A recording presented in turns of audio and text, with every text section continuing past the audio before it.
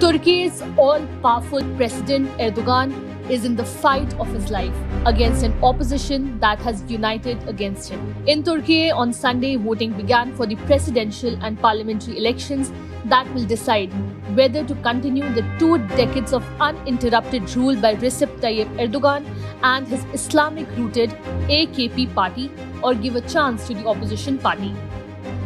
Let us understand where Erdogan went wrong and why his position is in danger. After 2 decades in which Erdogan has exerted ever greater control over his nation, Turkey's leader finds himself looking at something remarkable: the prospect of losing power. Before being elected as a president, Erdogan was the country's prime minister, a job which he backed to be abolished 6 years ago. That made his grip over Turkey much greater.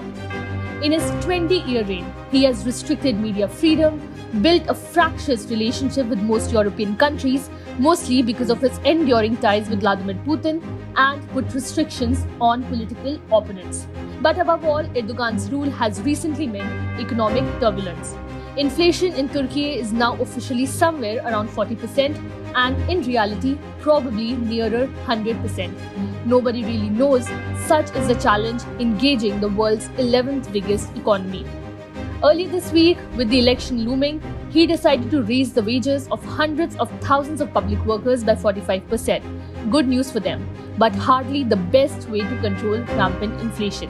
His reaction to the country's devastating earthquake was variously praised and criticized.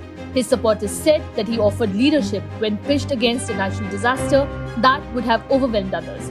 His detractors point to the numerous buildings that collapsed due to lax building controls and to the people left to die without any help. The vote will decide not only who leads Turkey, a NATO member country of 85 million, but also how it is governed, where its economy is headed amid a deep cost of living crisis, and the shape of its foreign policy, which has taken unpredictable turns. Opinion polls give Erdogan's main challenger, Kemal Kılıçdaroğlu, who leads an alliance of 6 opposition parties, a slight lead. But if either of them fail to get more than 50% of the vote, there will be a runoff election on May 28. Polls close at 5 p.m. in Turkey. Under Turkish election law, the reporting of any results is banned until 9 p.m. By late on Sunday, there could be a good indication of whether there will be a runoff vote for the presidency. Kurdish voters, who account for 15 to 20% of the electorate, will play a pivotal role, with the Nation Alliance unlikely to attain a parliamentary majority by itself.